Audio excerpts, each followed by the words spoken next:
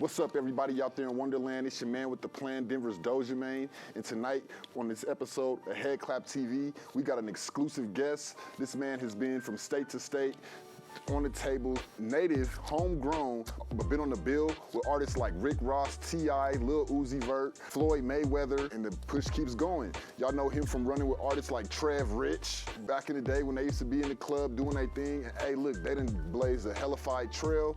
So without further ado, I'd like to introduce Squizzy Taylor. What's up, man? What's up, man? What's up? How you doing? Good, bro. So how you doing, man? I'm doing well, brother. I can't complain. Guys, staying busy, working hard, figuring it out. Absolutely, bro. Well, look, man, we want to go ahead and start from the top, you know what I'm saying? Because a lot of people might not know your backstory as much, you know what I mean? And we kind of want to give the audience that backstory, and then we're going to build our way from there. So, you know, talk about like where you grew up at first and foremost. Okay, well, I'm born and raised in Denver. I grew up in the Park Hill area, moved to different parts of Denver later in my life. You want schools and all that? I went to TJ. Yeah, what high school you went to? I went to TJ, back-to-back state champions, graduated in 07. Then I went to Langston University in Oklahoma, HBCU. That's where I started DJing, actually. You know what I'm saying? So ever since then, I think I came back to Colorado 2013 or 14, and just been pushing ever since. Period. So, okay, so you grew up in Park Hill amongst the likes of Chauncey Billups, and you know, we got some legends out here in Denver, you know what I mean? Chauncey, K-Tone. You know what I mean? What was your upbringing like? Are you the only child? You got siblings? No, I got an older sister, for sure. I got an older sister. She's 6 years older than me. She lives in San Antonio now, but that's really who put me on music, actually, is my older sister. She taught me everything there was to music. So I learned how to dub tapes and do all that from my sister. My love for music comes from my sister and my grandmother, but I say my sister for sure. So is your sister a singer herself, or does she do DJing? Or? She just love music. Really? Yeah, so she just put you up on it. So what was some of the music that you was listening to back in the day when she was putting you up on it? What was some of the music? Do you remember? We was super big on Missy Elliott. Oh yeah. Timberland, Aaliyah, of course, Snoop. A lot of East Coast, like Jadakiss, Mace at the time. Fab was a little later, that was probably me, but Jadakiss, Hov, of course, Jay-Z. Man, just that whole era. I would say like that 90s era where they was going. Cash Money? That was me. Like when I started picking my own music, like she was big on No Limit and stuff, but when I started picking my own music, that's when I was on Cash Money, Wayne, and all the stuff I like. But starting out when she was putting me on, it was more like Missy and stuff. Now I remember back in the day, you know, when Master P, you know what I'm saying, and them had the holographic CD covers, and you know these new kids, they don't know about them hologram CD covers. They don't know about CDs, period. Two different pictures. Yeah. He had them for the whole No Limit. Yep. And then Cash Money started coming with on that 400 degrees and whatnot. So, oh yeah, man, I remember how impactful that music was myself. So did you start out playing instruments, or what kind of got you, what was your first kind of move in the music game when you was younger? When I was younger, we was dubbing tapes. I know that made me seem so old, but like, you know how you make a mixtape, basically a mixtape, but on the tape, you add your favorite songs and you do what you do. I would say that's my first memory of like putting music together. Then I would say high school, making mix CDs. I was the king of that. I was the LimeWire god. Like, you know what I'm saying? I would always find all the Wayne. Come on, LimeWire, boy, that shit was giving your whole computer a virus. Yeah, I had all the Wayne. There wasn't no Wayne. The frost wires. Yeah. I was downloading all the Gucci. I was on Wayne, so it was like there was no Wayne I didn't have. You know what I'm saying? Oh man, and Wayne was killing it with the mixtape game back in like what was it? You say 2006, 2007. You know, back in the mixtape era. Hell yeah. You know, and he got some legendary mixtapes to this day. Oh yeah, for sure. I still play Wayne. Tough. I still play all that music. Tough. Oh, period. Yeah, you gonna hear some mixtapes. Lately, I've been on 50. Yeah, 50 was popping in too. Yeah, hell yeah. 50 was lit too. I love 50 Cent a lot. You never would have been able to imagine right back then when you were dubbing them Lil Wayne tapes, downloading shit off LimeWire, that you would end up on the bill with Lil Wayne, doing your thing while he performing. Nah, that's hard. It's hard in the moments. That's what we do it for. Them moments. It's kind of unreal. You know what I'm saying?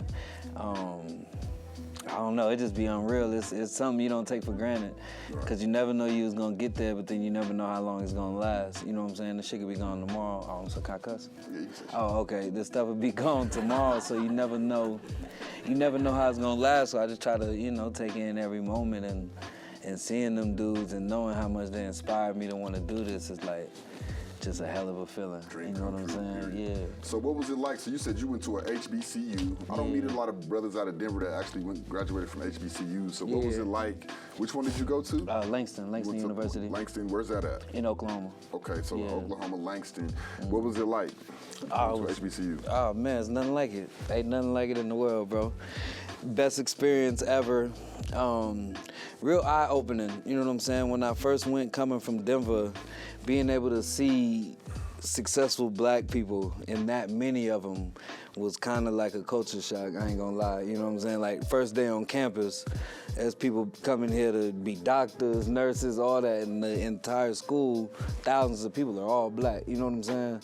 In Denver, there's nothing you could do where the audience is all black, you feel what I'm saying? Nothing. That doesn't happen, so it was definitely a culture shock, but I loved it.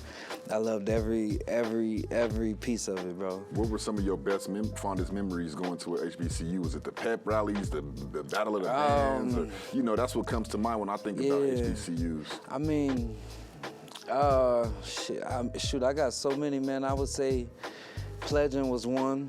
I'm a Kappa Alpha Psi fraternity. Pledging was definitely one, just being Greek in general. The opportunities and the fun and everything that comes with that was definitely experience. I did step shows and all that type of stuff, so that was cool. Oh man, there's so much. I'm trying to think of what I could say.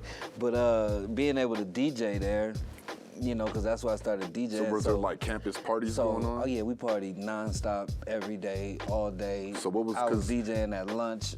You know what I'm saying? Lunchtime. There's a DJ at a HBCU. There's always a DJ. Something's always going on. You know what I'm saying? Even if you got class, we call it the yard.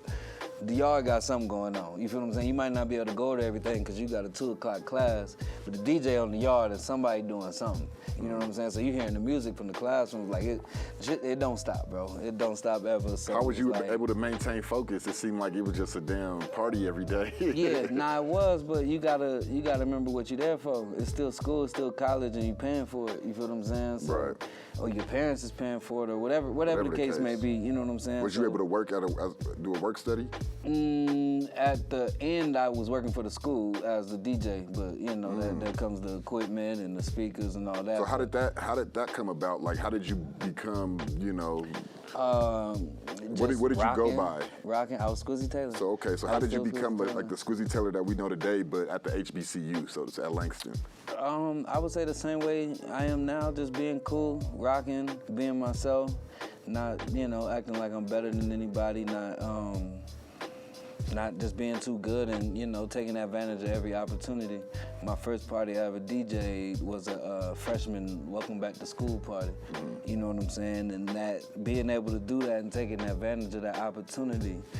Once they came, the freshmen, because there was other DJs when I first started, there was, so once I did the freshman welcome back party, all the freshmen, they rocked with me. I was their DJ, you know what I'm saying? Like, we want to go with Squizzy doing, you know what I'm saying? Because I was their first impression of an HBCU, you know what I'm saying? And all these kids are from California to Texas, to some Oklahoma, Kansas City, St. Louis, and a whole lot from Chicago. Of black people from different cities. Yeah, from all over, you got different flavors. So the DJ was so important because at the time, all the music was super regional. You know what I'm saying? So like Chief Keef was just coming out. He was lit. So every party had to play like Chief Keef in that whole era. But at the same time, YG just came out. You know what I'm saying? Tiger just came out. So you gotta go to that set. Then the South had the Dougie with all them artists. There was so many artists. Young Nation was really lit. The South. Kansas City had, I can't remember who they had. They had their artists. Like, it was like you had, the whole night was these different Well, that's how music used to be, you know. Yeah. I remember when they used to, like that song, I'll never forget, like I always think about that song Round Here, right? When they had T.I., Memphis Bleak, a couple of them, People right? From all and in the over. video, they all went to their city. And I just remember when I used to consume music back in like 2005, 2006, right? You based your mixtapes, because I used to dub tapes too, right? Okay. You based your mixtapes off of what region? Yeah, like you what knew type that of it was music it's you a feel different like having. vibration, right? Yeah. Today it's not so much the same. Why is that? The internet. Yeah, but why has the regional element been kind of like even with the like when you the audio, right? When you hear the music, you can't identify with where they're from necessarily these days. I really think it's the internet, because the children, like, we're getting older, so our younger generation all grew up together. You know what I'm saying? I feel like my age was the last generation that grew up without the internet. You know what I'm saying? Our adolescence years was without the internet. So we learned what was around us. Now, from the age of 4, 5, every kid in the world is seeing the same thing, basically. You know what I'm saying? So they're into the same thing, so they're into the same music. Like, it doesn't matter where you from. As a youngin', you gonna like Lil Baby, NBA Youngboy. They don't know where they from. You know what I'm saying? Them ain't the neighborhood rappers that they like. Right. They like the rappers everybody likes. You know what I'm saying? Exactly. So they gonna sound like them. The kid from California could want to sound like NBA Youngboy, even though he's from New Orleans. It don't matter. You've been watching them since you was 5. You know what I'm saying? Or So whatever the case may be. Is it a popularity thing more so than a regional? Because I just feel like that element of the music, right, is what made me fall in love with hip hop. Is to hear how different the styles were. I think it compare 'em. still exists though. It's just not popular. Yeah. I think it still exists. Like, I can name artists from every region that's still, like, there's still super New York. Right, There's right. Griselda. Fivio, Griselda. Yeah, Griselda, still super New York, right? Then you got Blue Bloods Clan, super West Coast. You know what I'm saying? That's regional. And then you get in to the Florida. South, you got, or Florida, you got, I can't think of Glock 9 or They got a Rob lot. 49 or something like that. The South has their artists. They got Sauce Walker. You know what I'm saying? Houston. Boosie still, I would say Boosie's still a regional legend. You know what I'm saying? Oh yeah. Well, you got NBA Youngboy out of Louisiana. Youngboy, you know, yeah, then you get you to know what I'm Atlanta, you got Thugger and so on and so forth. So there's still regional it's still there. people. I You feel know what what you're I'm saying? But at the same time, it's way more similar. You know what I'm saying? Yeah, it's like styles is being emulated. Because back in the day, like T.I. didn't sound nothing like Memphis Bleak, right? For sure. Or, you know, the beats even. The beats even were unique. Yeah. You know, like this is an East Coast beat. You remember how them Rockefeller beats used to be through the wire? You know, like Kanye shit, like it sounded different sonically and it felt different. Yeah. But now it's almost like we're in an era, right, where albums aren't as emphasized. And as a DJ, would you prefer being a DJ in today's era where it's all about the hit, or would you prefer to be a DJ back in those early 2000s when it was like hits off of albums and full bodies of work that you were pushing? Oh, what a question. It's a great question. The age in me always wonders, like, damn, I wonder what the club was like when Get Rich or Die Trying came out, or something like that. You know what I'm saying? Like, the age in me wish I could have experienced that, you know what I'm saying? Because I was so young, but at the same time,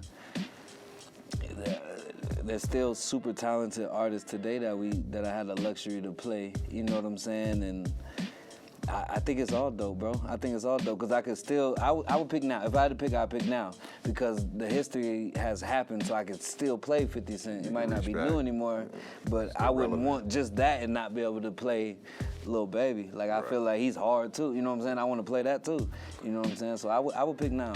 I think the youngins, I think they dope. I think they're real dope. It's like everything evolves, so, you know. As I'm older, they might not talk about everything that I want them to talk about, but they're not making it for me. You feel what I'm saying? I just gotta appreciate it. They making it for them. You know what I'm saying? Absolutely. Cool. So, where were we? You're at the HBCU. You started DJing there, building a name for yourself. How long were you DJing there until you went on to the next venture? So I was at Langston. On and off. I had financial aid issues, but I was on and off at Langston from 07 to 13. And then I came back home, back to Denver. Yeah. Nice. And so when you got back to Denver, you had this cultural experience in college, right? Absolutely. Denver, what year would you say this was that you got back?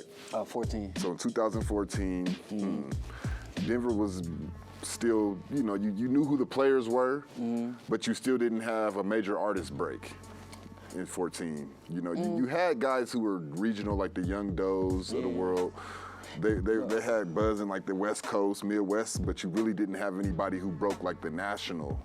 Yeah, or DJs for that matter. I mean, K-Tone, don't get me wrong. I disagree with that. Aside from K-Tone. I disagree because I feel I look up to them guys, and I think us as a unit looks up to them guys. Like Young Doe did make it in our eyes. Ike made it. You know what I'm saying? Like they take care. I always tell people I feel like you make it when you can take care of your family and everybody around you off of what you love to do.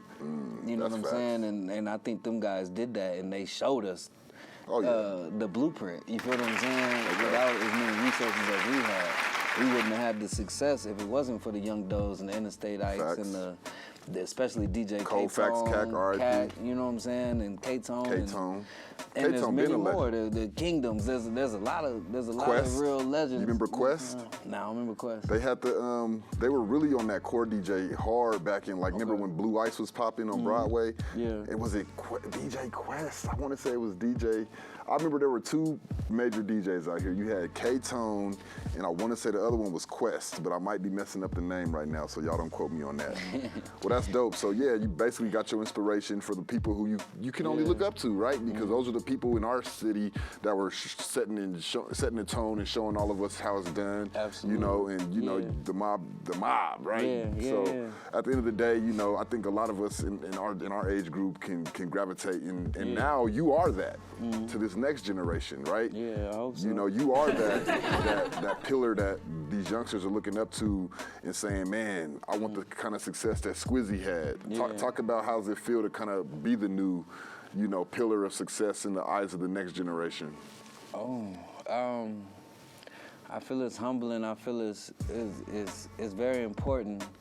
That's why I think that's why we take it so serious, you know what I'm saying? Because we know how much that affected us watching K-Tone.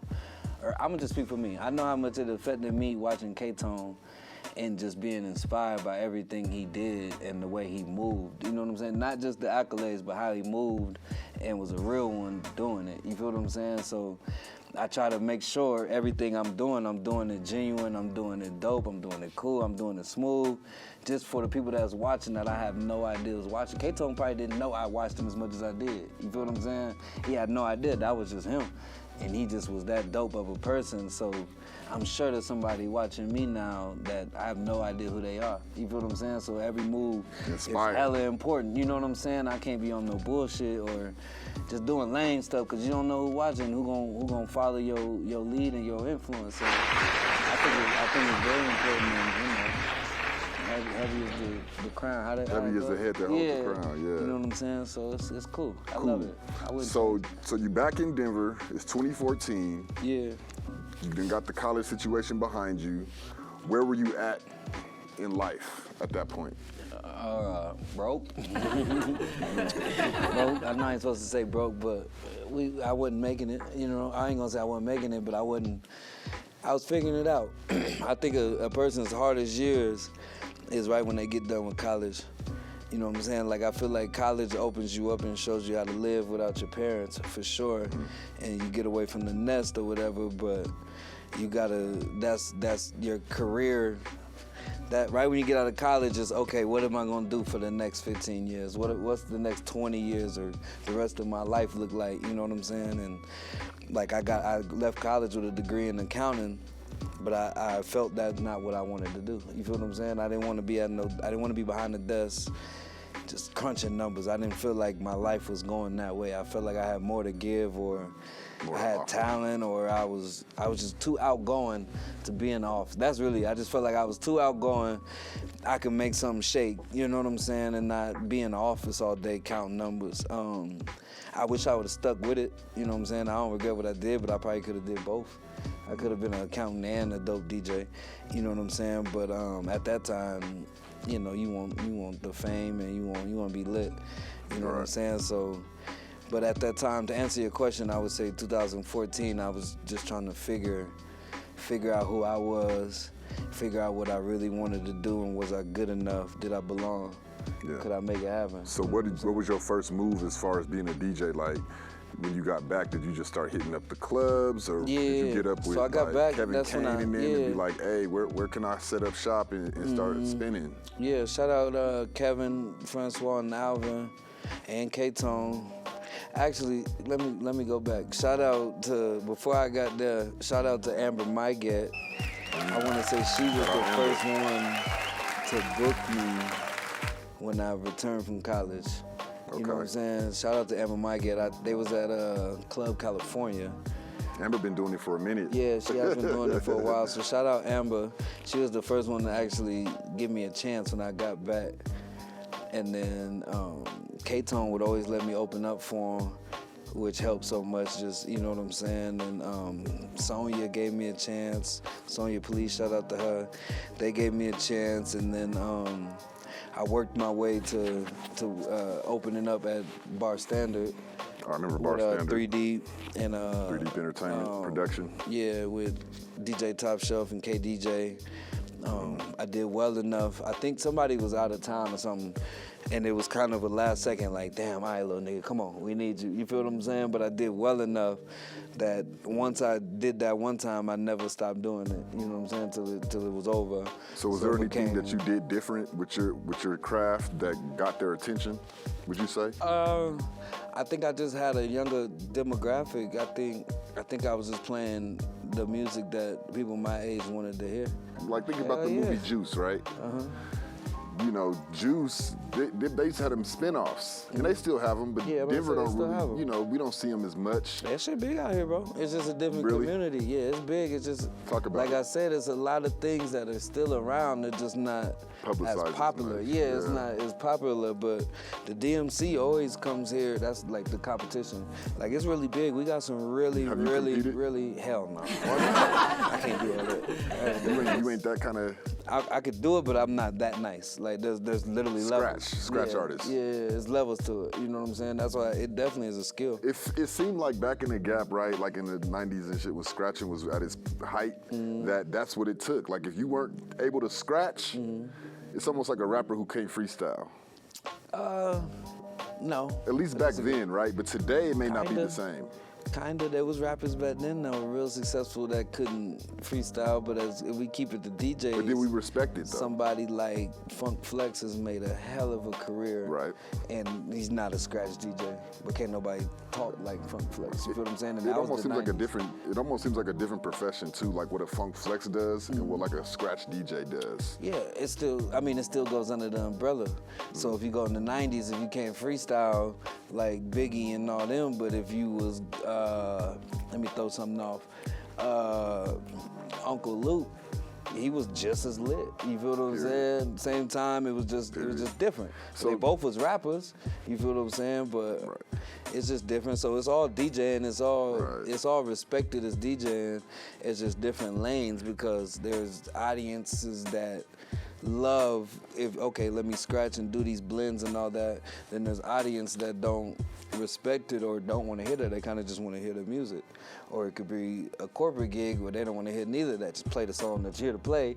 Or a wedding, you know what I'm saying, where you got to do that. So it's different strokes for different folks, you know what I'm saying? So a DJ, the best DJs are chameleons. You could put them in any room and they're not going to over scratch in every room, or they're not going to over talk, or they're not gonna show that they could blend music or something. You know what I'm saying? That's the best DJs. That's a complete DJ. You know what I'm saying? And some people just stick to one thing or one thing over here, or some people try to do a little bit of it all. You feel what I'm saying? Absolutely. Yeah. So you're making your way around the game. You know, people like Amber is giving you opportunity, you know, extending the olive branch, so to speak, and you're taking advantage of it. You're making a name for yourself. And so talk about, because you guys got Squizzy Gang, right? But it wasn't always Squizzy Gang. Nah, it was G5. So talk about the G5. What brought that about?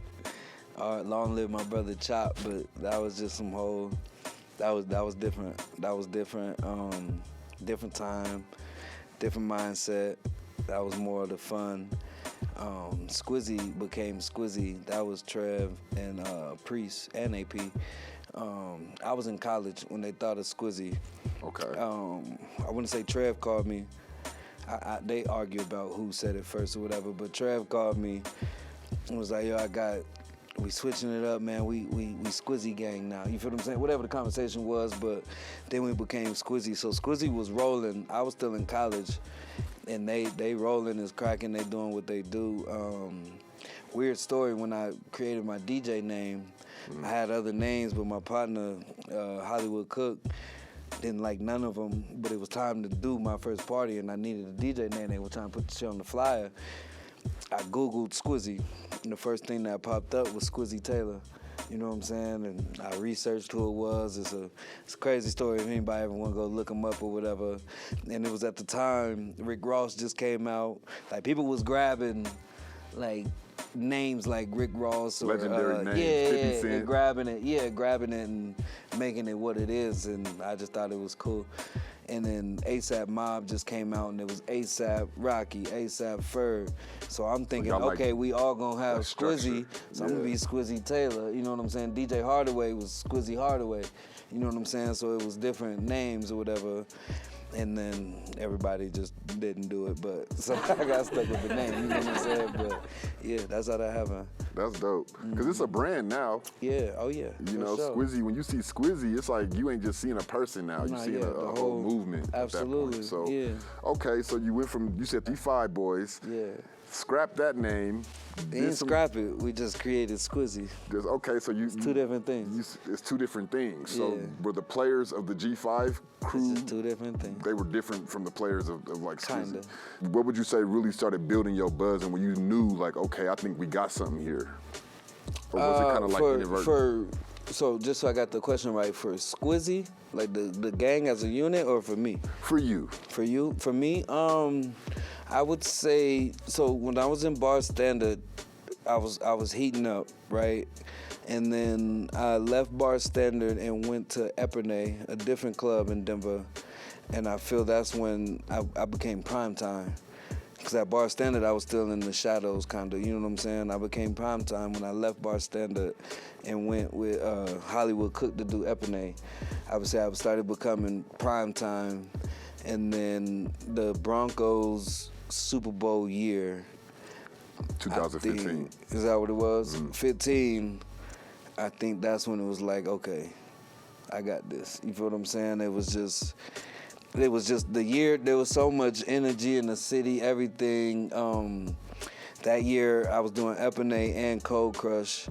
I was doing one more, but Epernay and Cold Crush, it was Saturday and Sunday that it was going crazy, right? I was lit. The Broncos was winning. We was doing all type of Bronco parties. Everybody was outside. The whole city was just turned, 2015. And then the playoffs came around, and I got the opportunity to do the AFC championship game. When we won that, I think we beat Tom Brady or something. I can't remember. Yeah, we beat Tom Brady. We won the AFC championship game. And I got to open up for T.I. I remember that.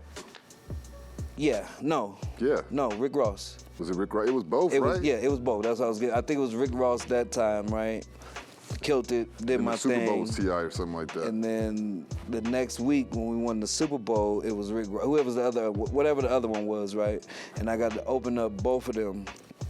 Like, it was me. Where was that at? For two. We did it at the Gothic. The Gothic, okay. So it was like, won the game. We had 3 hours to put it together.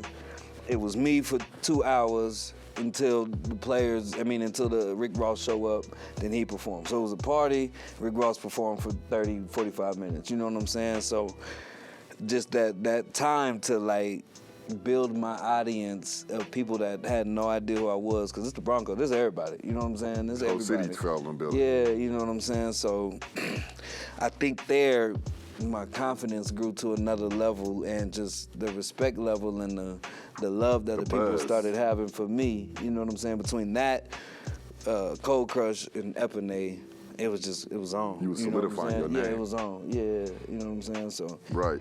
From there, it was up. Would you say, like, when you were doing your thing at the club, that before the artist goes on and you provide their audio, would you call that a performance? Like when you're throwing the party, the music that you play, the choice, the song choice, is all that rehearsed performance stuff, or do you kind of just build a playlist? You say, all right, I'm gonna kill them with this tonight. Nah, that take all the fun out of it.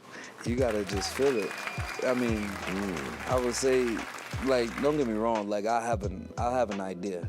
Like, okay, if I'm doing something for Wiz Khalifa, okay, they're gonna be a little high in here.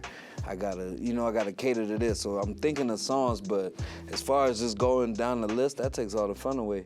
Like, you gotta feel the moment. Like I said, you never know when your last moment's gonna be, so I wanna feel it. I wanna be present. I wanna be thinking like, nah, okay, what I'm gonna hit them with? Okay, this is gonna be hard. Or fuck up, like, you know what I'm saying? Like, just have that adrenaline going. Oh yeah, so always. The song cue is up here. And so you just say, ooh, this will sound good next. This'll be fire. And so you cue it up. Hell yeah. And that's how it go. It's just natural. It's natural. That's incredible. It gotta be. I do that because it ain't fun without that. Right. If I already know what I'm gonna do, I don't even gotta be there. That ain't DJing. Somebody can just go there and hit play and let the songs run. Yeah, see, I feel the same way, I guess. Yeah, you gotta be in the moment. I do that in the club. When I show up, we gonna see what it look like, and yeah, we gonna figure it out. That's dope. You know what I'm saying? Because then you're a robot. You AI. Right. You know what I'm saying? I don't never want to be that. So historically, you know, DJs have been known to be like the gatekeepers in a sense for artists to get their music played in a club. Have you found yourself in that position? Of what? Of playing music? Getting artists plays and kind of helping getting their buzz. And would you say that you had any contribution to getting Trev's music out there? Yeah. I don't like to take away from the artist because I feel like we hold a big piece in it, but that's the artist. Like, they bringing us the heat. You know what I'm saying? We just gotta give it to the people. It's like one shore sharpens the other. Yeah, y'all bring them the heat, y'all play the heat. Y'all get the exposure. Yeah, so you'll never hear it come out of my mouth for me taking credit for Trev or no artist like that. There's songs we turn up and we get lit, like, you know what I'm saying? If I could use probably the biggest club song you had, Flex Something, the DJs really collectively like, nah, we about to turn this record up. Like, this is one of them ones, you know what I'm saying? And there's been a few of them, not even just Trev. Like, we've done that with Hktv and a couple of different artists where it's like every DJ agrees, like, nah, this is hard. You know what I'm saying? We gonna ride out on this. And so is that decision based off the reaction of the crowd and the party's vibration, or is it kind of like y'all's personal, like, we think this is a good song we could play? It's let's both. play it. It's both. Because there's you don't want to be the DJ that get fired trying to play some shit the people don't want.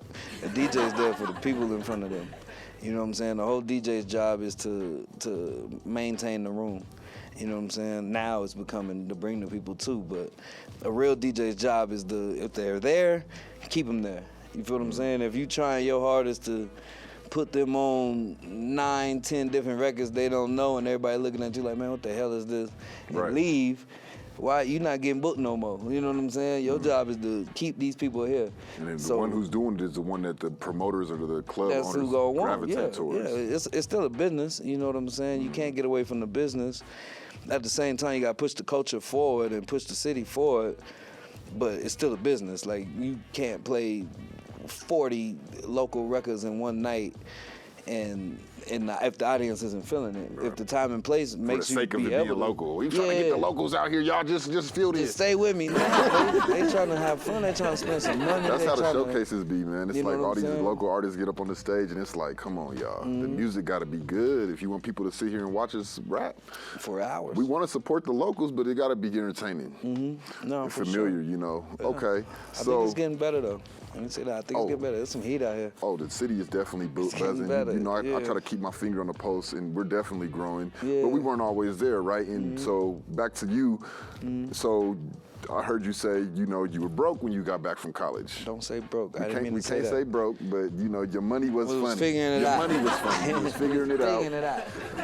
And so with the DJ gigs helping that aspect of your life, you know, getting some money, some gainful employment, because you kind of didn't choose to be an accountant, so. Yeah, no, I had to get a job, bro. I ain't come back. My mama wasn't having that. I had to get a job. I worked a few jobs, but I remember my last job was at Netflix. In Aurora was my last job. All y'all worked up there, huh? Yeah, me and Trev. me, my Trev. Homegirl worked there. Me, Trev, Doobie, J Trip. I'm sure there's more. we all was there. Like a lot of inspiring artists that are really killing it right now. Worked at Netflix. Was at Netflix. You know what I'm saying? At the same time, where we hard, like them niggas during break. I mean, them people during they break. Ciphering, writing bars like, nah, we about to figure this out. You know what I'm saying? I'm leaving Netflix. I gotta get straight to the club. If I get off at 8, like I'm bringing my outfit with me. Like we was like, nigga, this ain't the for all be all. But we got to get this check. Like, you'd be stupid just to not survive. But it's interesting because all you creative minds, right, were able to feed off each other's energy at work. Hell yeah. And who knows, it created something special, you know, within each but we and didn't every even one of know each other like that. That was the crazy. That's- I mean, me and it's Trey irony, knew it's each other. irony. Yeah. Wow. Doobie tell that story all the time. Like, bro, I didn't even know y'all like that. And then he went to AP and it was like, all of the niggas that we got Netflix. You know what I'm saying? It was like, it was crazy, bro. It was a lot AP of had people Netflix there. with y'all. Nah, AP wasn't there. Oh, I forgot okay. where AP was at. Yeah. I was like, damn. But everybody just was doing their own thing. But my last day at Netflix was when Trev got Summer Jam for the first time. I think he's done it 3 times. I think we've done it 3, maybe 4 times. I feel like y'all did at least 3. But the very first time we got it, we had Netflix. He goes tell our boss, like, yo, I need this date off, blah, blah, blah. Because with Summer Jam, you got to be there at like 1, 2 p.m. Like, it's super early. You there all day. I need this day off, blah, blah, blah. The boss like, no, what do you mean you need this day off? You know what I'm saying? You couldn't just do that. You know what I'm saying? Then we sat in the car like, we going to work at Netflix. We going to chase this dream. You know what I'm saying? And that was our last day at Netflix. And it's just been, let's figure it out ever since. That's You know dope. what I'm That's saying? super dope. Yeah. Okay, so you're at Netflix. You're already doing Club Epernay. You're becoming the primetime household that's name. a little, yeah. By the time I was at Epernay, I was already. Oh, you already it was done with over. Netflix by Epernay. Okay, Yeah, so I'm it just was trying up, it was to, up. you know, get yeah. the timeline down I pat. mean, Netflix was probably like bar standard days. Okay, I so believe, yeah. okay, boom. So a couple years go by, then you're at Yeah. Epernay. Yeah. Your name's getting huge. We up now. We up. Trev Yeah. Rich, you know, he done did the Yeah. deal with Birdman at this Yeah. point. Yeah, Where Cash were Money. you at, and what was it like when that happened for you guys? Oh shit, that was incredible. That was an incredible time. We was in Miami. We was in Miami really with them. You know what I'm saying? Really recording. That's when he made. To make a long story short. It was awesome, man. It was awesome. It was a great time. We got to see a lot of things a lot of people probably will never see. We got to be around a lot of things. We learned a lot. It was dope. It was the time. It was the time. It was great, yeah. Right, and Trev Rich, he kept you as his house DJ pretty much. Oh, yeah, for sure. Since the Netflix days, like, I mean, bro, you my me and DJ. Trev been brothers and this since- is when he was still, hold on, because he was Rocc before he was Trev Rich, but Yeah. it felt like he changed his name like right before, probably a couple years before the Birdman Yeah, Miami no, it was before. situation. It was too many Rockies. Because you're at ASAP Rocky. It was A$AP Rocky. There was another Rocky with Rick Ross. It was way too many Rockies. And being here, when you Google Rockies or Colorado Rocky, whatever, the Rockies are gonna pop up. So it was like, so his name was getting drowned out, Yeah, basically. it wasn't- like, it I didn't think work. Yeah. I get it. But I've known Trev since we've been brothers since 3rd grade. Oh, facts. Yeah, I used to play football with him. Like, I went Okay. to school with AP. Like, you know, I'm from around the Yeah. way just like the rest of y'all. Yeah. You, however, I never met you coming up in Denver, you know what I'm saying? And Yeah. I know you were a club DJ, so I wasn't at the club a lot. You know what I'm Yeah. saying? Back in them days. I was Nah, for too sure. busy being a knucklehead running the streets. But That's all right. I know I would hear about, you know, Yeah. Trev, and, you know, at the time they were Yeah. calling him Rocky, and I was like, man, that dude, he really doing it. He Yeah. doing something, because, you know, Facebook, right? Facebook was just coming up at around in the year, I'll say like 2011. It's like when Facebook was like first, and then people were starting to catch on to it. So I was on there because I was at the college putting together dance competitions and trying to do my thing. Okay. So I was keeping my eyes, and I was hearing shit, and I'm like, okay. But when things started really shifting, and next thing you know, Trev Rich getting interviewed on KS 107.5. Yeah, for sure. It was just like, wow, you know what I mean? up? Finally, somebody is really getting the credit that they deserve for this music. And then I see you, and I'm like, so who is this guy? Yeah. And I'm not gonna lie, bro. I thought you were way younger. You know what I Trev, mean? yeah, Than Trev and shit. for Like, sure. I'm like, okay, this young dude DJ, and then I found out we damn near the same age, Yeah. all of us. And I'm like, okay, cool. So you guys are at Hit Factory, the Birdman, Yeah. You're seeing things. That's an expensive studio, by the way. Yeah, hell yeah. When you left and got back on that flight, did you go back to Denver or did you end up going to? No, I was back in Denver. Yeah. So when you got back to Denver, did you take a minute to just pause and say, bro, hell no. we on to something, or was you too in the zone? It's time to. When you that's the greatest thing about traveling, and I tell people all the time, traveling, or at least for me, when I travel, it motivates me so much to go harder, right? You know what I'm saying? Because you always want to see something that you're not used to. So when I travel, like, I want to come back to Denver and turn it up even more, or put Denver on this, or, you know, take something I learned down there and implement in Denver, or I appreciate Denver even more because I didn't have fun there, so I want to elevate it even more. Like, traveling to me, it motivates me every time. So when I came back, it was go time, like super, super go time at that point. Like, nah, we got something to prove now. You know what I'm saying? Everybody talking about us, we up. We can't come back and get lax, and nah, hell no. Nah, we went harder. Yeah, and so you started traveling a lot more. Because I do remember, if I'm not mistaken, around the time of like, I'll say like 2015, 2016, you were doing the Super Bowls. I kept seeing you and Trev just on flights and in different cities. Then y'all ended up doing the XXL in New York. Yeah. And I was just like, okay, they pushing heavy lines. Yeah. And then I remember, obviously, when Trevor sold out the Fillmore, or was it the Ogden? We did the Gothic and the... I think the Ogden. We sold out the Bluebird, then we did the Bluebird. The Gothic, yeah. Man, and I was just like, they going up. They going up, man. And it was motivating for me, watching it. You know, Head-Klapp wasn't even established, bro, but I was seeing how y'all was moving.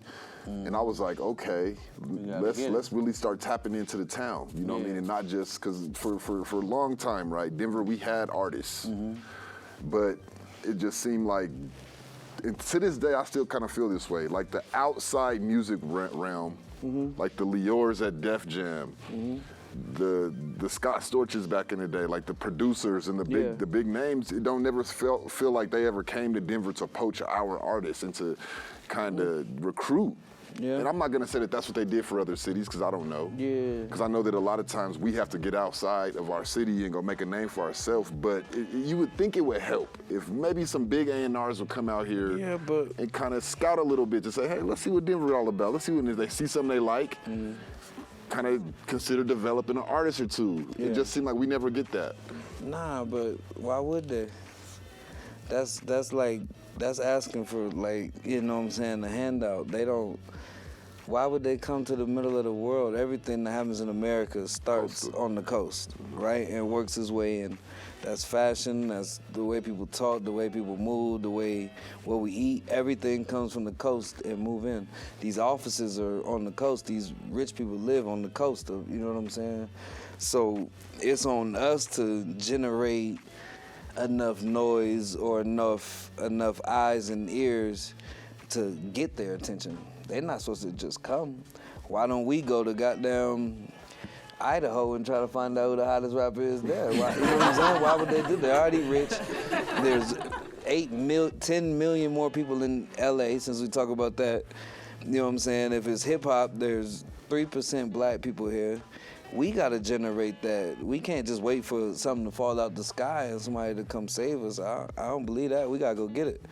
We gotta go get it. They're never coming. You know, I can tell you right now, ain't nobody ever coming to save Denver. You feel what I'm saying? Nobody's coming to save Denver. Yeah, it makes sense. You know what I'm saying? And there's plenty of success stories where they didn't come save other places and they made it happen. There's Chicago. They didn't go to Chicago and save them. You know what I'm saying? They created their own. And they've been creating it, you know what I'm saying? But if you talk about the new youngins, they created their own. The new Chicago rap is nothing like the old Chicago, like the do or die rap-a-lot era. If you watch the Kanye, he had to go get it. They wasn't coming to Chicago to, you know what I'm saying? He had to go get it. It's not gonna fall out of the sky. So, that's something that Denver has to understand. It's not coming out of the sky. Diddy's not coming to Denver to find the hottest damn artists. Jay-Z ain't coming. When they come here, they coming to kick it. They trying to go to Aspen or something and hang out. They not coming to find who's the best artist in Denver. We got to go get it. Or put enough eyes and ears on what we got going on that if the goal is even to get their attention, that there's so many eyes and ears on you, they have no choice but to know what you got going on. You know what I'm saying? So when you leave Denver, you represent Denver. Absolutely. How is Denver perceived around the country, A lot of people, based on your experience? I think a lot of people love Denver. I think Denver don't know how much we are loved though, from a consumer aspect. You know what I'm saying? Like when I travel, I run into people like, "Oh, where you from?" Denver. Like, "Oh, Denver be lit, bro. I had a ball in Denver." Like, you know what I'm saying? Denver was turned up. Y'all got the weed, or y'all got some beautiful girls out there. Like, I love Denver. You know what I'm saying? I like it out there. It's cracking. You know what I'm saying? So I think we're perceived very well. I mean, especially since weed became legal, I think a lot more people started traveling to Denver. I never hear y'all niggas be on horses and snow in the mountains. I don't hear that no more. You know what I'm saying? I think the weed brought a lot of attention to Denver, so I think we perceive well. Them 420, the events and all events that, at the convention center and shit. I think we proceed very well. I think the only thing that I still hear is, well, not that I hear, but that I recognize is, you could come to Denver for an entire weekend and not see a black person. Yeah.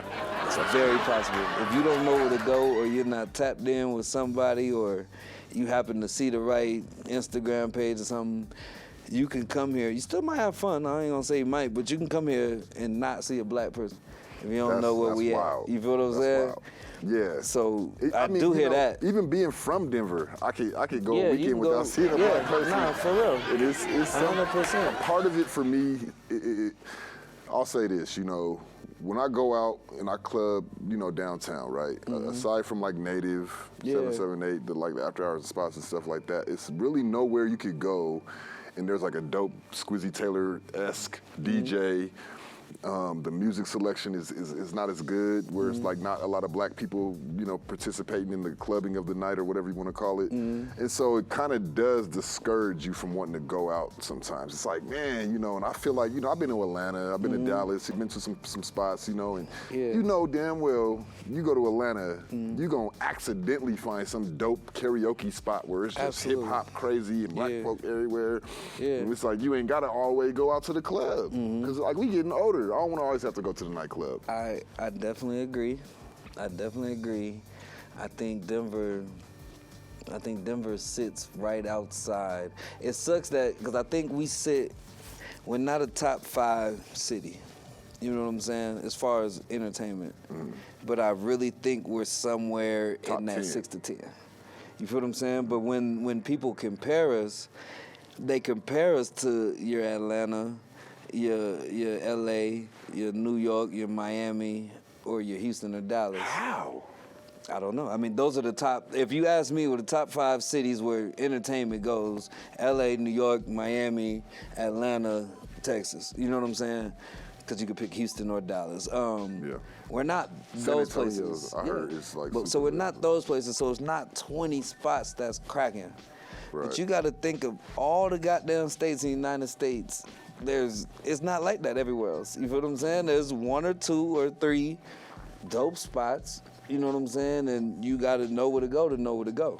Right. You know what I'm saying? I can't name many other cities where you could just fall into, like you said, a dope ass karaoke full of niggas, and you know what I'm saying? It's cracking.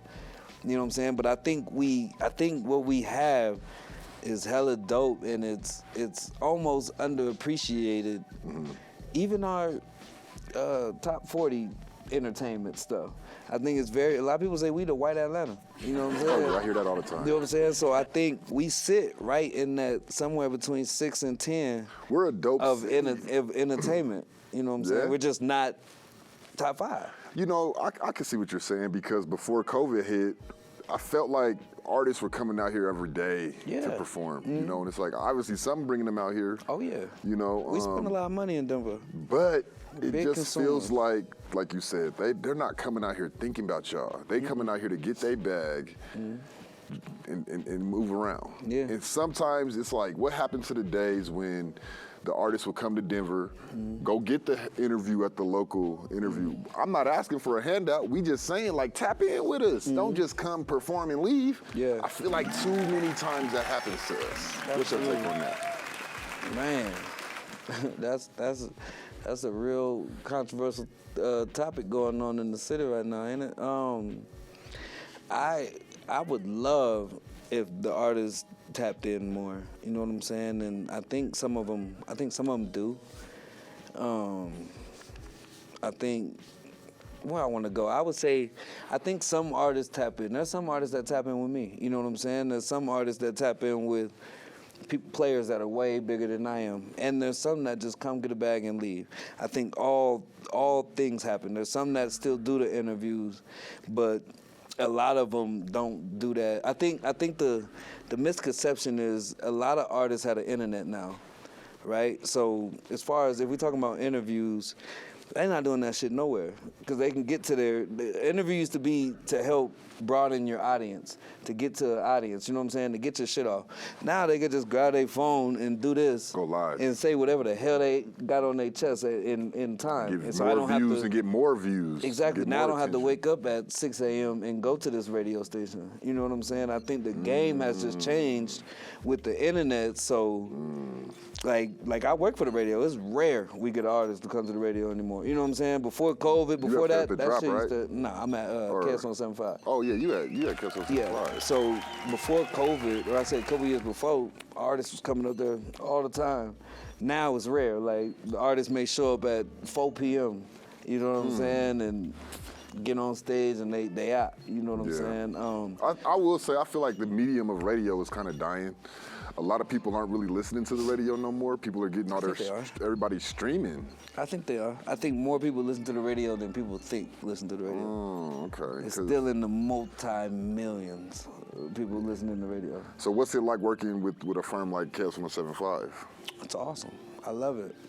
I love it. You know, it's corporate. You gotta be on your best behavior. You know what I'm saying? It's not like I'm in the club or something where I could just do whatever the hell I want. But I love it. I think we got a dope team now. Some things I didn't agree with, you know, back in the day, but I think they're adjusting to the times. If I can give you points to your point, they are adjusting to the times and giving the DJs more freedom and trying to tap into more of the culture. They're playing more local records. When I first got there, it really wasn't no local records being played. Yeah, I noticed that y'all did. I do notice that y'all, when y'all started working for KS175, y'all started kind of transforming it a little bit. It was a culture Who change. was the young lady? I don't know if she's still there. She was like the young Hispanic lady that she used to work for KS175. And I remember when AP performed at the Bluebird, she was there to introduce him. Oh, Rosa. She's Rosa. Muslim, yes. Is she still with y'all? Nah, she's not there no more. She's doing her own thing. Right. I just remember when she came about and then you were there, and then I just know that I was like, okay, KS175 is starting to tap in with the culture. Yeah. Because for so long, it just almost felt like KS175, right? They were, I believe for a long period of time, they were under Lincoln Financial, and it felt like they were only playing what was hitting the billboards. The corporate shit, yeah. And if you go to South Carolina, you know, if you go to Jackson, Mississippi, if you go to, you know, Jacksonville, Florida, the local radio is deeply invested, even in Chicago, in playing the local artists. And not every song slaps out the, jumps off the table. But the fact is, and so when you guys got to KS175, I started hearing more local shit. I'm like, and then you might have, hey, you never know, it inspired the drop and things of that nature to come about. And so now I feel like a lot of local artists, like doing Head-Klapp, I've spotlighted a lot of artists for being on the radio. Which is something that was unheard of. I remember back when we was kids, we used to call up to KS175, play this song, play that song. They ain't about to play it, but it's just the fact that they answered the phone and you was that close to being on the phone with the radio. We got to talk to them. No, for sure. Like I said, I think the culture's getting better. I think it's getting better, it's growing. There's new players involved. I think plays a big part of it, and it's not, everybody ain't keeping it for themselves no more. It's something I think I've noticed over the last 10 years. Yeah, like it's just more love. It's more, you realize you can help somebody and not mess up what you got going. You know what I'm saying? I think before we had a problem with that. I'd say in Denver we had a problem with, if I got this green apple, if I give you a bite, I ain't gonna have no more apple left. You feel what I'm saying? 'Cause now my apple gonna be gone because I gave you some. And I think now we realize sharing what's going on doesn't lessen you. You feel what I'm saying? It actually helps you, or it makes us as a unit go up. And when this goes up, you go even higher. You feel what I'm saying? And I think within the last 6-7 years, I feel that I've seen more and more and more and more and more of that. You know what I'm saying? With everything, Yeah. I think so. I would agree. It's dope to see.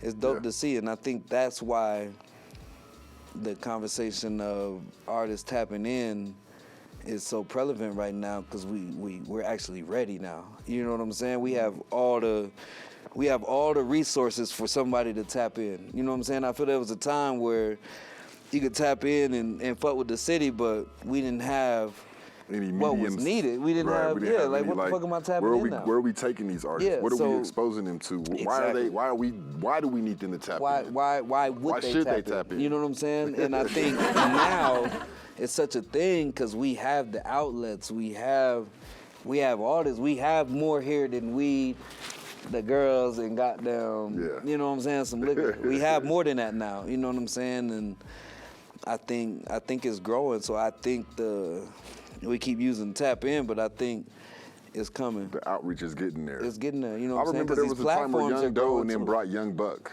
to Denver, right? And I always looked at that, and it was always something that really had a great impression on me, because it's like, okay, so they took Young Buck to 55th block, you know, the 55th out there, hood. you know what I'm saying? So that's what's up. And I was like, that's how it's supposed to be, you know?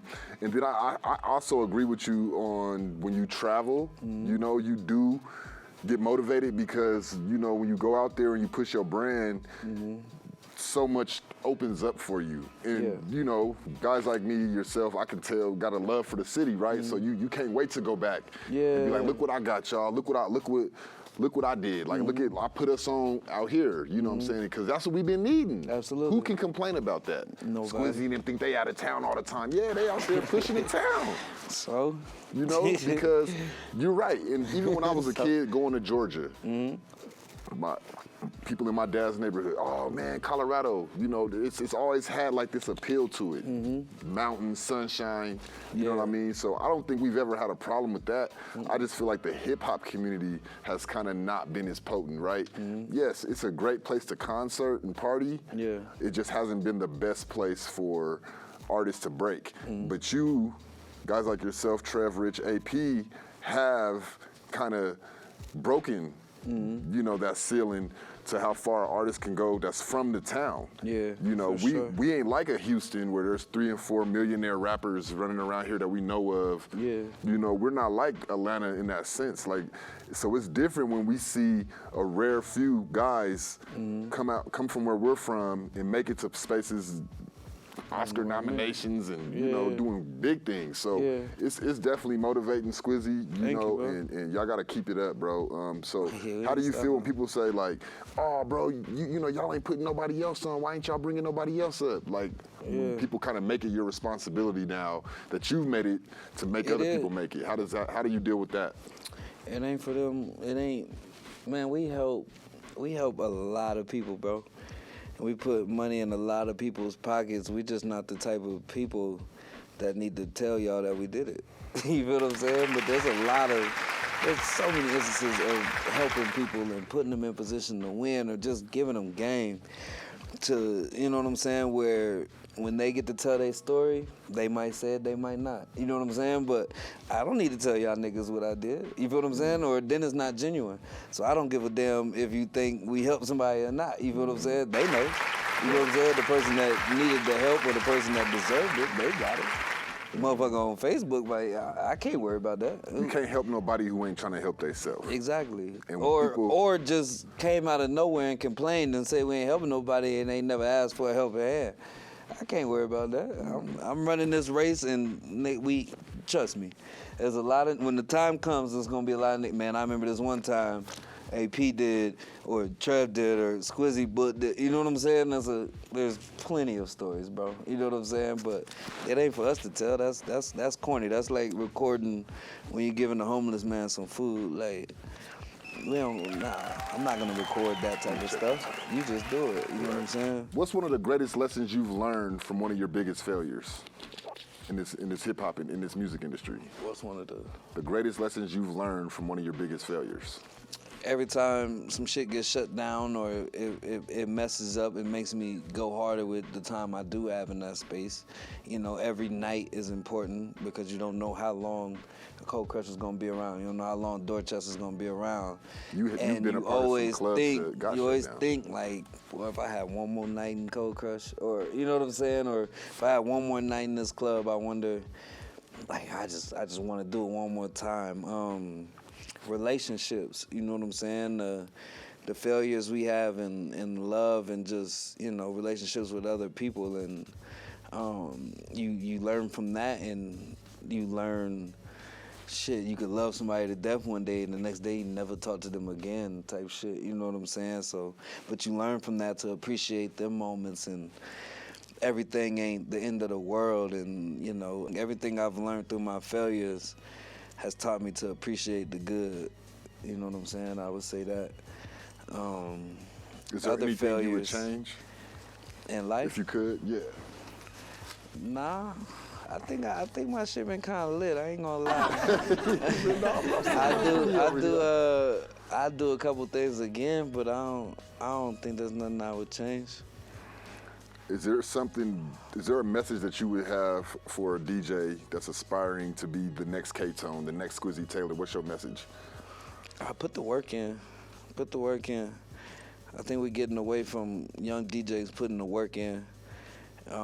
It means more to put the work in and actually putting them 10,000 hours than it does how many followers you got, what you wearing to the club, what type of equipment you got, and all this extra shit. But put the work in your goddamn bedroom. Put the work in when your homies is just playing Madden. You get off the goddamn game and play some music for them. Like, put the work in and learn how to build a night, build an audience, learn how to control a room.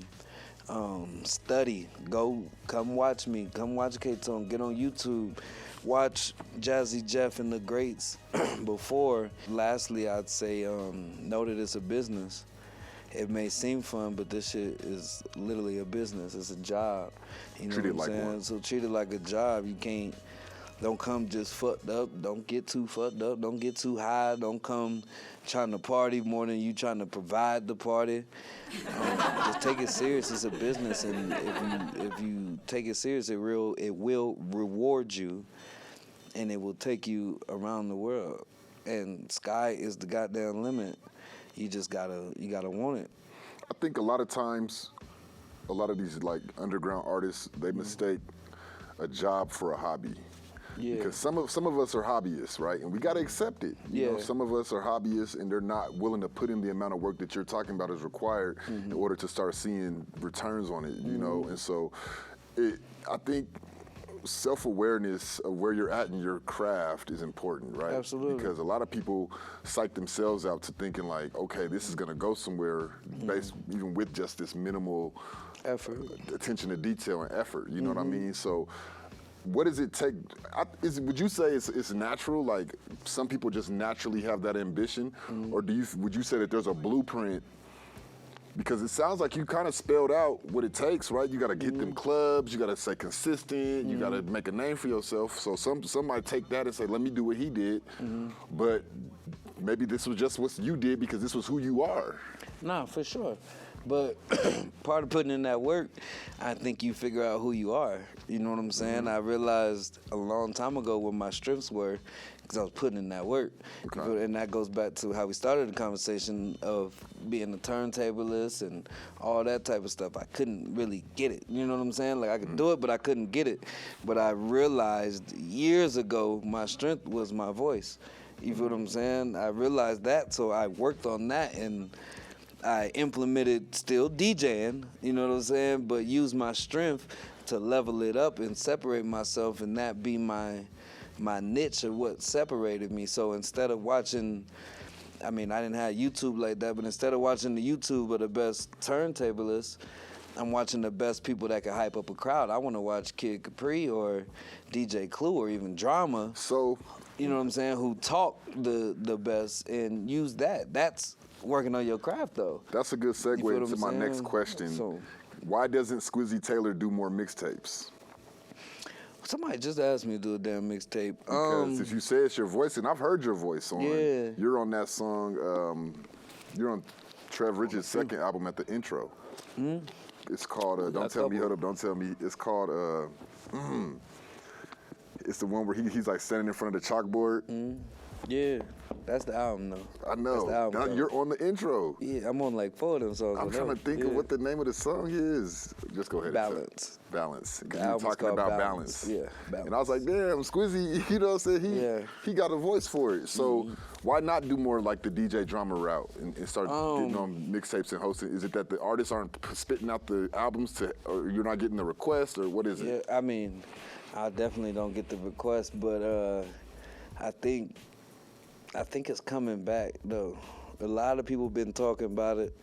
I think mixtapes the DJ artist mixtape just kind of died. It did. You know what I'm saying? It's all about singles now. Yeah, and it just got oversaturated, and it was a CD. You know what I'm saying? It was a mixtape was literally a CD. But it still to this day feel like no artist is who they are without one of them gangster grills. Nah, true. And Drama, because he's Drama, was able to shift that and do what Drama does on albums. When we loved Drama, it was the mixtapes. Now it's still Drama talking, but it's an album, which is fire as hell. I love it. But I think it's making a comeback. I am thinking, because a lot of people's talking about it, probably because of Drama, which is fire, and Khaled, you know what I'm saying? But So how would you say the way people receive music, right? yeah. The way we receive music, meaning we go on the streaming services, we create our playlists, or we go to YouTube, we stream our music on YouTube. How does the way people receive the music affect the way you deliver it to them when you DJ? Yes. Does that For make sure. sense? Yeah. Hell yeah. I think it do. If I'm answering correctly, I think it does, because a DJ can't be blind to the internet. You know what I'm saying? And numbers. A lot of numbers are fake and saturated for sure, but you can't be blind and just DJ based off of what you think is hot. You know what I'm saying? The entire time. You know what I'm saying? So you gotta be tapped into what's going on TikTok, or what's going on Instagram, or, you know, if you're in a certain setting, what is on Billboard. If you're on the radio, you gotta pay attention to Billboard. If you're doing a younger party with younger kids, YouTube means something. That's how they intake their music. If you wanna know what they like, YouTube's gonna tell you. You feel what I'm saying? And these platforms are gonna tell you. You still wanna have your flavor. You still wanna have your input, and I never tell a DJ play some music they hate or don't like. That's a waste of time unless it's like a corporate gig and you're getting paid. But stay true to yourself, but don't be closed off to using the resources to get a helping hand. You know what I'm saying? If everybody in the world is doing a TikTok to the same goddamn song, and it's lit, and you see it's working and everybody's enjoying it, play the goddamn song. You feel what I'm saying? Like, why would you not play the song? Everybody wants to hear the song. They love the song. So I think it does play a part for sure. So when you consider a DJ's the full length of a DJ's career, right? To end up on the Mount Rushmore of DJs, like the K-Slays, the Flexes, so on, and the DJ Dramas and so forth. You also see those guys they kind of evolve into different things to help their brand. Yeah. Is there anything out there that you can see yourself evolving into that is a byproduct of the success that you've had as a DJ? Hell yeah. Owning clubs. Club owner? Owning clubs. Making the money that I deserve. Making the money that I deserve. I think now, from when I started to now, the game has evolved from the DJ not just being the DJ to the DJ is also the promoter now. You feel what I'm saying? The promoters are kind of dying now when people go where their favorite DJ is or where, you know what I'm saying? So I think that the promoter used to make more than the DJ because the promoter would pay the DJ. And the club owner would still pay the promoter, right? You know what I'm saying? So now, if there's no promoter, it's just club owner. All I gotta do is hire the hottest DJ. It's gonna film a goddamn club up. So what's more In lucrative, my mind, concerts or clubs? What's more lucrative for me or for the owner? For a venue. Concerts. Concerts for sure. It's more people. Really? It's more people. Hell yeah. It's more people. Then a nice, hot Miami club night? Yeah, a concert, yeah. It's like Right. saying Red Rocks is 10,000 people. That's facts. Yeah, you know what I'm saying? That's and facts. everybody gonna get something to drink. Right. And they pay $70, $80. Concessions. Yeah, they pay $70, $80 for the ticket. Right. You own the parking lot. You know what I'm saying? Hell yeah. So when you Concert, consider for being sure. a club owner, would you consider being like a venue owner, like a Red Rocks? Hell yeah. And you've played at Red Rocks plenty of times, yeah? Twice. What's it like playing at Red Rocks? It's incredible. It's definitely an aura feeling. It's definitely an unmatched feeling.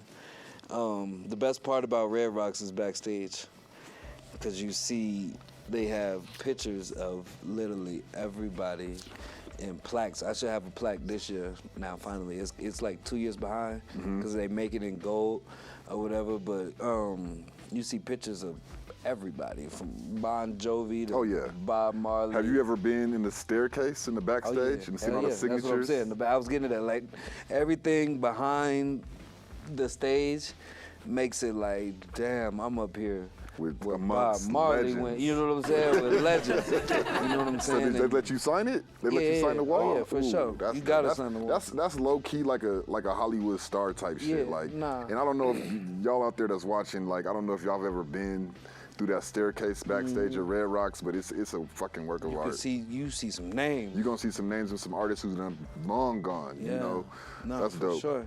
So it's definitely legendary. There's nothing like it. There's then- nothing like it in the world. You got the Nuggets games. You guys been doing these Nuggets games now for like 3-4 years. Yep. I What's think that we've done experience been like?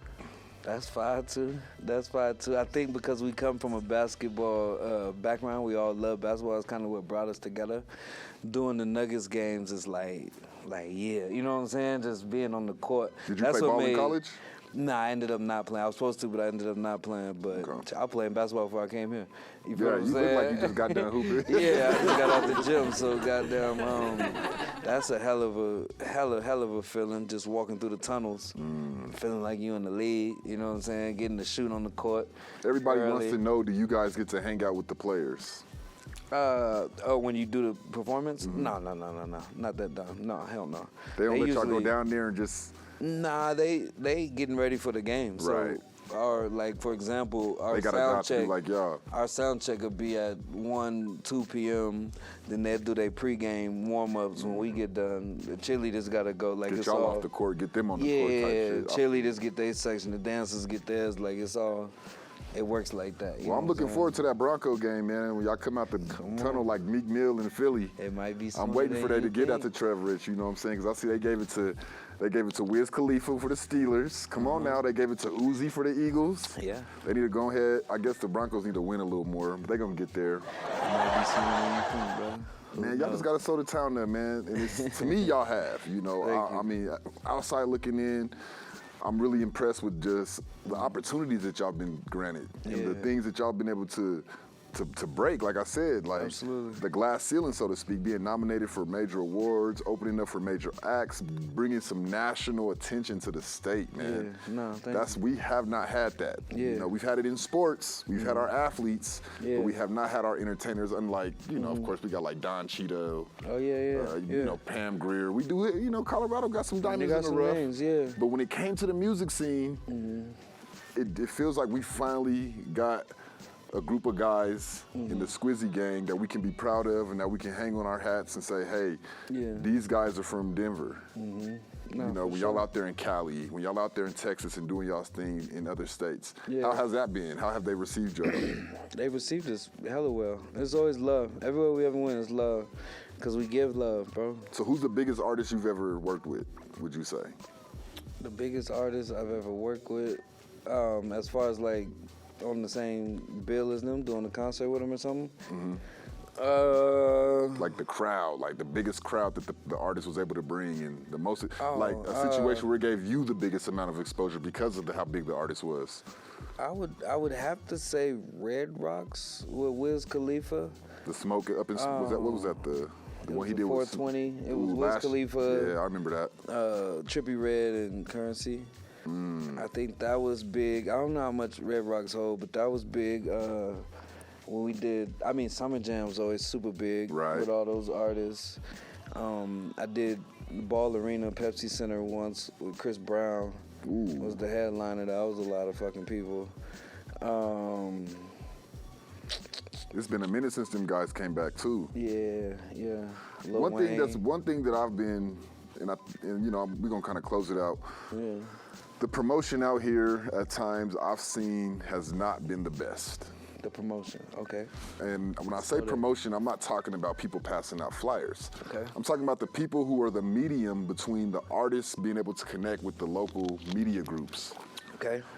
It seems like on several occasions I've seen scenarios where there was a disconnect between the management team of the artists and whatever promotion group brought the artist to the state.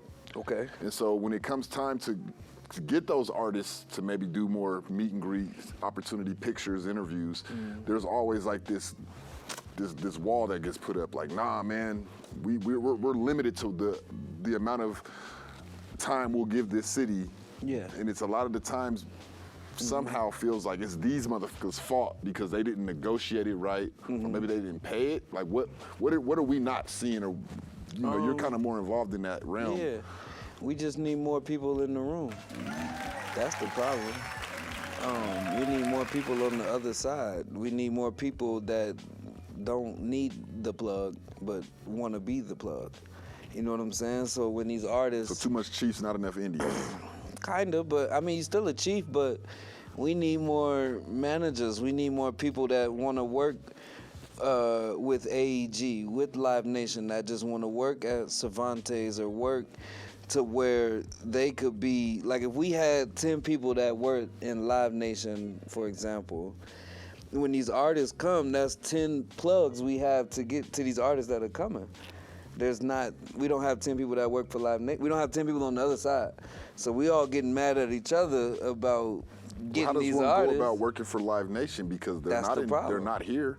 Yes, they are. If they have shows here, they have a staff. Do they have a staff that's stationed here? Yes. Really? They everywhere. It's Live Nation. They got venues, they got promotion teams, they got office jobs. I just feel like we're not in the know a lot of times. Yeah, a lot of times artists just don't know where to but go the to get artists these resources. That's what I mean when I say we have a lot of people on this side, right? We have plenty of artists that deserve it, but we need people. The artist is right-hand man. Like if I'm not a DJ for Trev, just for example, I'm not a DJ for Trev, how can I help this plan that we have get here? Okay, he got the DJ, he got a manager. I need to get inside of whatever the goal may be. If the goal is goddamn shows, I need to get inside of the shows. You feel what I'm saying? I need to get a job of Live Nation and work my way up. Boom, now I can come grab my homie and we on. Or he needs to be on the radio. I don't have to be the jock. I could go work at sales at the radio or try to be a part-time, or there's so many jobs in radio besides the person you hear on air.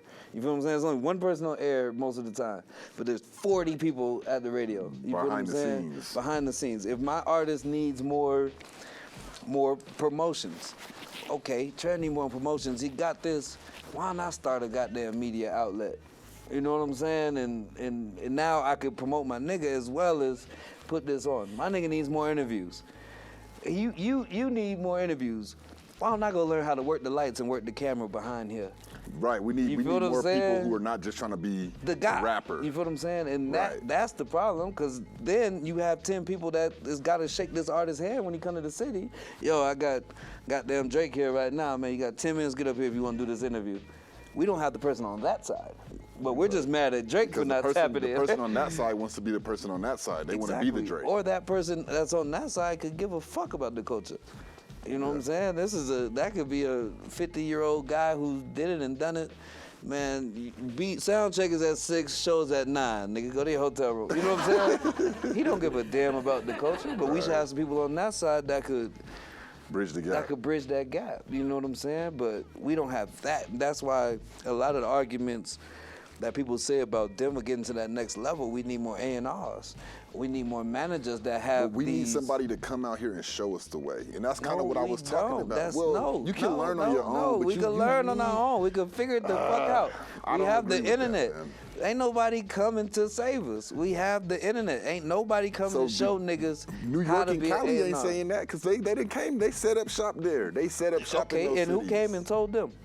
They figured the hell out. The demographic made it more appealing. I think that's the problem. Okay, Denver's well, demographic is not appealing to these A&Rs, and so they're like, it's not that they don't want to come out here because they can get a nice spot out here and set up shop. And that makes it even better that they don't want to. The fact that they don't want to come out here, there's more opportunities. If every lit A&R came out here, niggas would complain like, so y'all gonna get these out of town A&Rs all these motherfucking jobs and let them take over? Because ain't no homegrown A&Rs out here. Everybody would complain instead of taking the time to become the A&R. Yes, the demographic is different, so the A&R, the A&R from LA or New York might not know how to navigate because it ain't 8 million niggas, right? Like you so said, somebody homegrown don't know how to navigate and know that, okay, this artist is dope, but we can't just focus on straight black people. We got to get these Spanish people too. Rock and roll. You feel what I'm saying? So we have the internet. We have every resource right here on our phone to become the greatest A&R of all time. Ask yourself this. You said it on this interview. You said you came up watching K-Tone. So you had something to thrive towards because you've seen it with your own 2 eyes. Absolutely. If we don't see it, how can we believe in it? I absolutely understand that. Because then it's just a shot in the dark. That is my brother, 100 grand. I love K-Tone. I lay to death. If I wouldn't have seen K-Tone, I would have figured the fuck out, and I would still be Squizzy Taylor. You would have figured it out. And K-Tone will sit here and tell you the same thing. You know what I'm saying? Facts. You gotta figure it out. That's just an excuse. I just don't live by excuses, bro. Yeah. We gotta figure it out, and we gotta want to do it and put ourselves in position to do it. Yeah. We got enough rappers. We don't have enough A&Rs. We don't have enough managers. Right. We don't have enough talent buyers. We don't have enough anything. We talked about we ain't got enough clubs. We need more club owners. We need more venue owners. If we have more venues, there could be more people throwing their own show, building their own brand. You ain't got to wait for somebody to call you to open up for this artist. You throwing your own shit. If we had more venues, they could do that. Yeah. We got to do it. That I've been feeling strong ain't about. Nobody coming to save us. That's facts. I agree with that wholeheartedly. And that's a good answer too. You know, something that I've considered gravitating towards with my brand and what I do is DJ Khaled. DJ Khaled was like the voice of Miami, right? But what he did was he collaborated people well. He took these artists, these B-list celebrities at the time, some of them were A, some of them were C, and he brought them together to make compilations. And I feel like I have like a lot of artists at my disposal out here who I know would be dope if they were on tracks together, but it just be like the headache of like, all right, y'all both got to come to this writing session. All right, now y'all both got to come to this studio session. Now somebody got to pitch in on this studio session. Like, each one teach one, and let's work together. And so my apprehension has been, you can't help nobody who don't want to help themselves.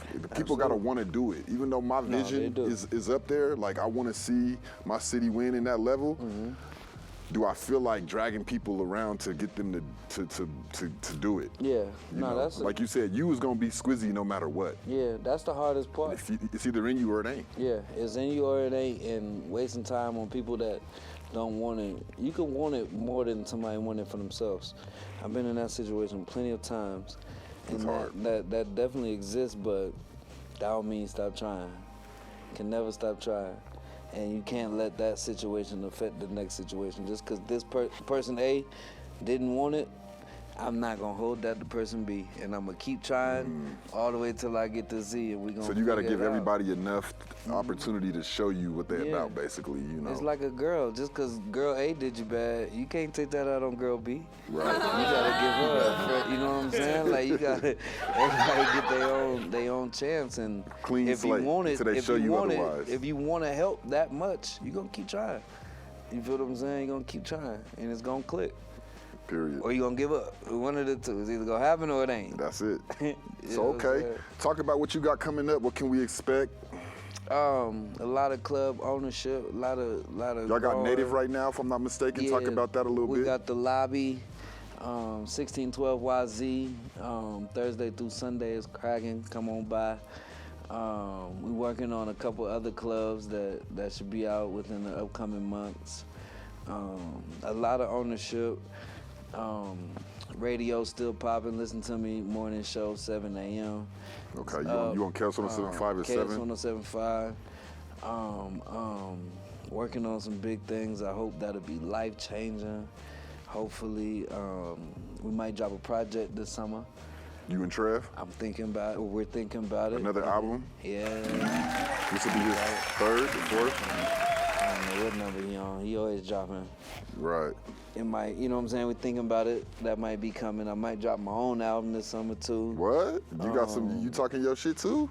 No, I ain't rapping. I'm just Khaled drama. Oh, Putting it together. so you putting together, okay, so you are you cooking on something, okay. I mean, I got records. It's just the timing and completing it and finding the time to put my best effort forward. Are there any artists out here that you want to work with, that they don't know you want to work with them, but you could kind of talk about it? Nah, I wanna find somebody. I don't know who that person is yet. But Is there I any wanna find local somebody. artists that's piquing your interest right now that you're like, damn, that person's doing pretty dope? Damn, you put me on the spot. I feel like I know them all, man. So I'm trying to think of somebody I don't know that I'm watching. I don't know, bro. Even if you know them, I mean, is there anybody who you're like, I'm rocking with that right now. I think that person got something going. I think Head-Klapp Teavee's gonna have a huge summer. I really think Head-Klapp Teavee is a hit away from big millions of dollars in stardom. I keep hearing about Head-Klapp Teavee. I keep hearing he's running it up. I think he's one hit away, because what he got that, you know, I used to see, I mean, I still do, I've seen in Trev and AP and Priest actually, is people just love to be around them. You feel what I'm saying? And that's something you can't teach, that's something you can't, you just had that, you know what I'm saying? And the younger generation just loves to be around him and love to know what he's doing, even outside of music. And that money can't buy you that. You feel what I'm saying? That's just literally. He got a significant buzz right now. And it's just off of who he is as a person. Like, his music's fire, but they want, like I said, they just want to be around him. They want to know what he's doing. Like, you know what I'm saying? Now he got hella hits. But I think this summer, and I tell him all the time, I really feel this summer his life's gonna change. Man, well, look, we hoping for it too, Head-Klapp Teavee, so keep doing your thing. Yeah. Squizzy, it's been a damn good interview, bro. I want to thank you for pulling up on us, you know what I'm saying, Thank you for having me, brother. Thank you. Keep doing what you doing, bro. Nice. We looking up to you. The city is watching every move, and we inspired, bro. So y'all just keep on stepping on shit left and right. You feel me? And you know, sky's the limit. Yes, indeed. Go ahead and let the people know where they can meet you, reach you, and greet you. At DJ Squizzy Taylor on everything. Hit me up. You know what I'm saying? Come correct, man. Pull up on me, man. Get out them DMs. Come see me. See me live in person, man. Stop tapping in on the internet. You know, in real life, man. Something that I'm thinking about doing, man, is having an in-house DJ like The Basement. That would be hard. I think we could do that on this show, man. We gotta talk about that, bro. You know, be we're hard. gonna talk about that off camera, cause you know we trying to stretch things out, bro. We trying to make the city. This is fire. This period. is fire. You gotta, You know. bring everybody in here. Oh yeah. I got AP. I got Trevor coming up next Thursday, y'all. We got Poncho coming through, and Amber. Nice. Amber, my get. You know what I'm saying? So we got some some people lined up, you know. I got a question for you. Okay. You one of the most tapped in. Who do I need to be listening to? Let me ask you the same question you asked me. Who's that artist that, man, Squizzy need to know them because they got some heat, they turning up, or they might just need to be heard more, but their music is there. Who is that? I feel like 10 and 10 Birds is underrated. Oh, because absolutely. he's hood, you know, he's a trap rapper in an era where trap rapping ain't really popular as much in that form. Yeah. And I think that they sleeping on him. A-Meezy. Yeah. But I'm sure you tapped in with A-Meezy. Yeah. You know, A-Meezy been pushing his line. Yeah. But somebody that I'll say that's rare, that's not really that big right now. Man, yeah. See, that's how you do. You see I how don't want to see be when you biased. interview the interviewer? I don't want to be biased, y'all, because if I don't say somebody, I don't want to be biased. PG, I like PG. Oh, you know what I'm saying? He's more hot on the battle side, but he's starting to dip into his you know, artistry PG bag. hard. Yeah. PG, who else do I really be fucking with? Like McAdoe. McAdoe's tough. I just seen him in Nebraska. Shout out McAdoe. He outside. Yeah. He in Nebraska. He got McAdoe. been sitting in Nebraska. That's hard. I mean, I do the top 10 countdown, bro. So I mean, go ahead and watch the top 10 countdown. You'll know my top 10. Okay, last question. Who gonna run the summer? Who's summer? It sound like Hunter Pack Savvy, man. It sound like he is gonna run the summer because I've been hearing his name. Yeah. I've been seeing his buzz. I thought you was gonna say Tanner. You know Tanner gonna bring them cars out in the summer. Tanner, that nigga light up in the that's summer, without man. being said. Tanner, he gonna do that bird game. He gonna light up in the summer like he always do. They stay going crazy. That nigga hibernate till he get to bring them cars out, man. Yeah, man. You know Tanner coming. You know that's without a question. Yeah. I'm looking forward to everybody coming, you know what I'm saying? I'm looking forward to whatever project you and Trev is working on, AP. I've been looking for AP, you know what I'm saying, to really step on some shit. Like I wanna hear the AP, you know what I'm saying, then did like a Rolling Loud as a premier artist or some shit. Like I feel like his time is coming for sure. AP the hottest in the city. That's sure, hands down. Hey, That's me. I can't debate that. He's the hottest in the city. He the best in the city, and he's the hottest in the city. You think so? Absolutely. That's what's up. You know what I'm saying? We all got. That's biased. That's unbiased. The way you feel about AP is kind of how I feel about A-Meezy. Okay. Because A-Meezy, you know, with the barbershop uncut. Yeah, for and sure. they just went out of town and they did their tour. He just he just teased something or something too. I'm proud of all them guys. Him and AP just made my list as a #2 song of the month too with the song they just did. It's called Elephant in the Room. Okay, what was #1 then? 10 and 10 Birds and Filthy Rich. Because he had that Filthy Rich collabo, man. You know, and I ain't seen nobody in the town collaborate with 50 Rich. Yeah, you know what I'm saying? Not to say they haven't. You see a lot of times you see Young Doe with Young Doe, he just dropped a new song with Jay Stylin, but Tanner came with Filthy. I was like, okay, and the song was lit, so I had to go ahead and make that the #1. And you know, I try to base my rankings on the push. You know, how much views does it have? How big are the artists that are participating? You know, and I try to be fair. You know what I mean? But does that play a bigger part than how good the song is? These days, kinda.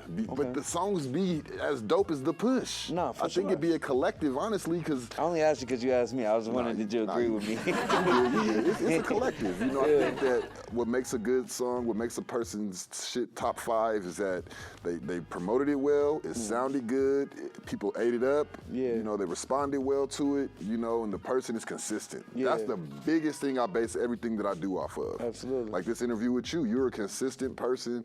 You're a fixture. You've become a fixture in the hip hop community as a whole, more so in Denver. You know, you've become a fixture out here. So guys like you know, are the reason I do my job, you know, because there are those people who are working relentlessly who don't get enough attention because you ain't out here claiming for interviews, bro. You in the club. So, man, we got to get Squizzy up in here. Let's get Squizzy's story. And I know you've done some interviews and shit, you know what I mean? So, but I wanted to make sure people got to know you on this one. Nah, I appreciate it. And that's part of being a DJ, bro. You ain't got to...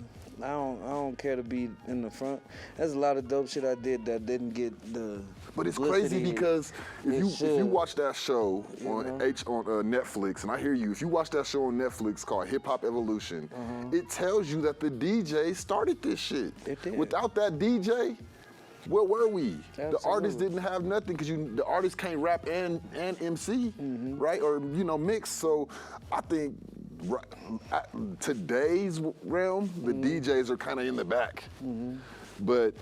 It never was like that. It was never like that. The T.I. came in with DJ drama. You have to have that DJ. Trev Rich was smart by you and him coming together, and you not being his other rapper. Yeah, fact. And you just being the DJ. Yeah. Like that helped you guys propel so much.